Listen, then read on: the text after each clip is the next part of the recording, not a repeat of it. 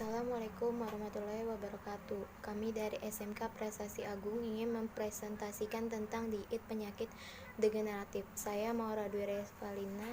Nama saya Diandi Fitriani. Nama saya Laya. Nama saya Alzena.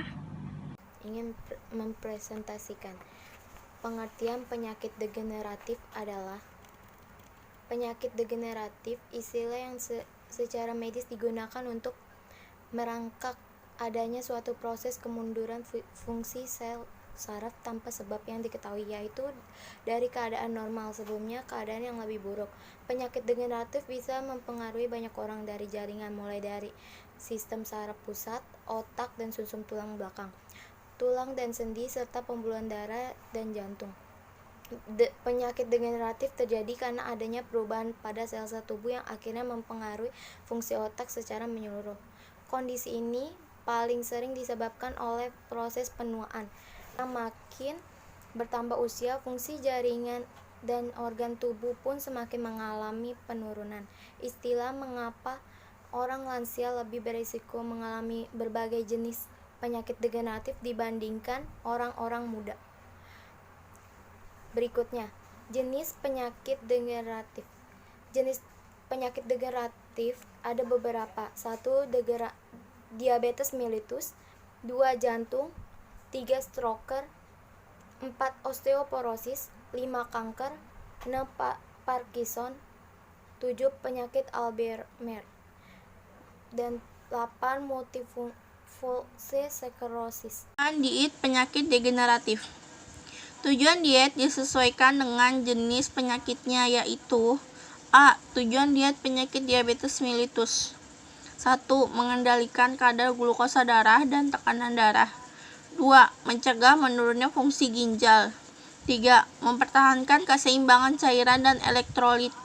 B. Tujuan diet penyakit jantung: 1. Energi cukup untuk mencapai dan mempertahankan berat badan normal. 2. Kolesterol rendah, terutama jika disertai dengan dislipidemia. C. Tujuan diet penyakit stroke: 1. Memberikan makanan secukupnya untuk memenuhi kebutuhan gizi pasien dengan memperhatikan keadaan dan komplikasi. 2. Memperbaiki keadaan stroke. 3. Mempertahankan keseimbangan cairan dan elektrolit.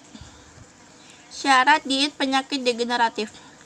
A. Syarat diet penyakit diabetes mellitus: 1. Energi cukup untuk mencapai dan mempertahankan berat badan normal. 2. Kebutuhan protein normal, yaitu 10-15% dari kebutuhan energi total. 3. Kebutuhan lemak sedang, yaitu 20-25% dari kebutuhan energi total. 4. Penggunaan gula murni dalam makanan dan minuman tidak diperbolehkan kecuali jumlahnya sedikit sebagai bumbu. B. Syarat diet jantung: 1. Kolesterol rendah. 2. Vitamin dan mineral cukup. 3. Garam rendah 2-3 gram per hari jika disertai hipertensi atau edema. 4. Serat yang cukup untuk menghindari konstipasi. C. Syarat diet penyakit stroke: 1. Lemak cukup, yaitu 20-25% dari kebutuhan energi total.